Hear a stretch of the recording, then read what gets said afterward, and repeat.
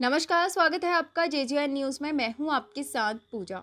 जल जीवन मिशन के तहत ग्रामीण क्षेत्रों में हर घर नल और हर घर जल योजनाएं सरकार की तरफ से चलाई जा रही हैं, जिसके जरिए पानी की समस्या को दूर करने के प्रयास लगातार सरकार कर रही है।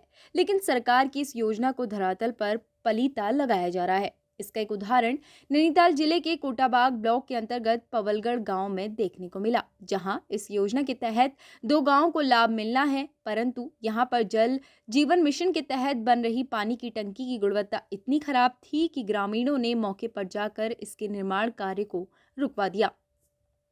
बता दें, ग्रामीणों का आरोप है कि टंकी निर्माण के काम में जिस रेता, बजरी, सरिया आदि सामग्री का उपयोग किया जा रहा है वो बहुत निम्न स्तर का है। साथ ही इस योजना के तहत ग्रामीण क्षेत्रों में बिछाई जा रही पाइपलाइन भी आधा फुट पर ही डालकर छोड़ दी जा रही है, जिसकी शिकायत बार बार ठेकेदार और विभाग से की गई, लेकिन किसी ने भी ग्रामीणों की बात नहीं सुनी, जिसके बाद ग्रामीणों ने मौके पर पहुंचकर काम को रुकवा दिया। पौलगढ़ में जल जीवन मिशन के तहत जो है जल संस्थान रामनगर के द्वारा जो निर्माण कार्य कराए जा रहे हैं, तो ये मानकों के ठीक विपरीत काम हो रहा है। इसमें नंबर एक, गुणवत्ता का बिल्कुल ध्यान नहीं है, फर्स्टली। दूसरा, सेकंड में जो है जो काम करने की इनकी जो तकनीकी है उस पर सारी खामियां हैं। उसमें जब उसको आपकी टंकी बनाई जा रही है तो उसके अंदर वाइब्रेटर का इस्तेमाल होना चाहिए। वाइब्रेटर इस्तेमाल बहुत कम दिखाने के लिए रखा गया है, मात्र वाइब्रेटर ला करके रखा गया है। बाकायदा सैंपल भी रखे गए हैं और उसमें जो है सारे हनीकॉम्ब बने हुए हैं, सारे छत्ते के, मतलब पानी आप बाहर की साइड भी आप देखिए, आपके पास वीडियो पड़ी है, आप जो है उनकी अंदर की साइड और बाहर की साइड दोनों लेयर को देखिए। तो उसमें क्या कर दिया है, जब इनके पास सूचना मिली कि ये अनियमितताएं हो रही है, मैंने एक्शन साहब से और जेई साहब सबको बात की, इसको अवगत करा दिया गया था पूर्व में भी, तो उन्होंने इसका कोई संज्ञान नहीं लिया। मैंने उसके सरिया के लिए कहा, सरिया पुराना रखा गया था, सरिया के ऊपर जो है सीमेंट की लेयर चढ़ाई गई है, उस पर जंग इतना था कि उसको छुपाने के लिए उसके ऊपर सीमेंट की लेयर चढ़ाई गई।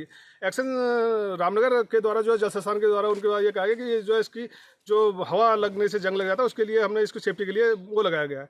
और निम्न 43 ग्रेड का जो है सीमेंट इस्तेमाल हो रहा है, डस्ट की, रेते की जो डस्ट इस्तेमाल हो रही है, बिल्कुल मिट्टी है उसमें, और सब जगह मानकों को अनदेखी की जा रही है। दूसरा मेन चीज़ है कि इसका लीकेज होने का खतरा 100% है कि ये ठेकेदार तो पेमेंट लेके चले जाएगा और विभाग के अधिकारी का ट्रांसफर हो जाएगा, मगर ये गांव की जो सभी लोगों के द्वारा शिकायतें आ रही थी कि बार बार अनुरूप मानकों के अनुरूप और गुणवत्ता से काम नहीं हो रहा। तो हम लोगों ने, सारे जनप्रतिनिधियों ने और सम्मानित लोगों ने आकर के एक बार इसका निरीक्षण किया, तो हमने इससे विभाग को भी अवगत कराया था, मगर इस पर कोई कार्रवाई नहीं हुई। और जो भी हनीकॉम्ब वगैरह बन रहे हैं उस पर, उसको जो है छुपाने के लिए बाहर से प्लास्टर कर दिया जा रहा है कि वो दिखाई न दे। वो उसके जो हमने अभी मौके पर निरीक्षण किया तो हमें सारी खामियां नजर आई, वो हमने वीडियो में कर करके इसका संज्ञान लिया। इसके संज्ञान हम जो है कुमाऊं कमिश्नर दीपक रावत जी को भी अवगत कराएंगे इस मामले से।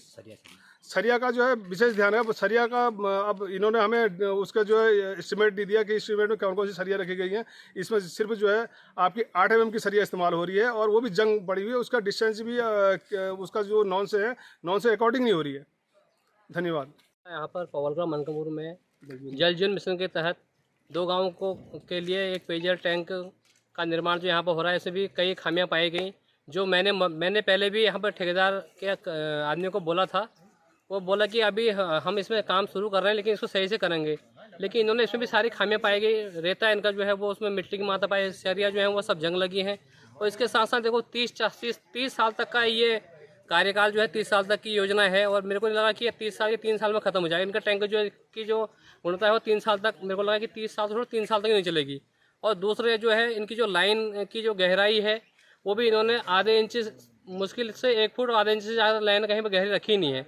और जहाँ पर टूट फूट हो रखी है उसको भी रिपेयर कहीं पर नहीं करे गए हैं।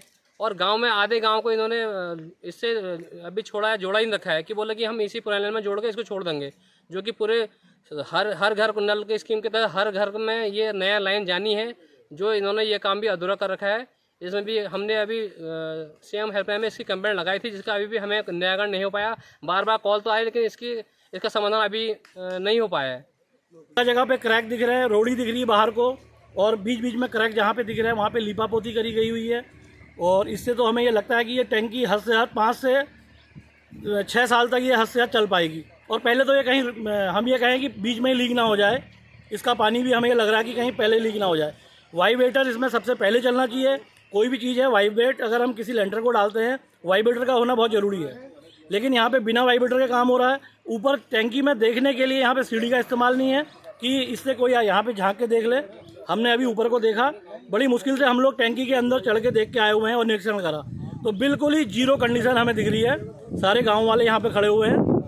ओके, धन्यवाद। फिलहाल इस खबर में इतना ही। बाकी की तमाम खबरों के लिए आप बने रहिए JJN न्यूज़ के साथ।